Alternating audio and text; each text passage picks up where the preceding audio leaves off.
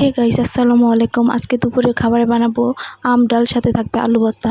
তো কড়াইয়ের মধ্যে ডাল দিয়ে দিলাম, ডাল দিয়ে পরিমাণ মতন এখন পানি দিয়ে দেবো ডালে। তো পরিমাণ মতন পানি দেওয়া শেষ হয়ে গেছে ডালে। তো এখন আমার ডালটা সিদ্ধ হয়ে গেছে, তো ভালোভাবে ঘুটে নেব ডালটাকে। তো ভালোভাবে ঘুটা শেষ। এখন ডালের মধ্যে আমি হলুদ দিয়ে দিব, পরিমাণ মতন হলুদ দিয়ে দেব। তো হলুদ দেওয়ার পরে ভালোভাবে নাড়াচাড়া করে নেব, যেন হলুদটা মিশে যায় ডালের সাথে। তো এই তো হলুদ দেওয়া শেষ হয়ে গেল গা। তো এখন ডালটা বলক এসে পড়েছে, ডালের মধ্যে দিয়ে দিলাম কাঁচামরিচ আর পেঁয়াজ। এখন দিয়ে দেবো কাঁচা আম। তো ডালটাকে ভালোভাবে একটু নাড়াচাড়া করে নেব।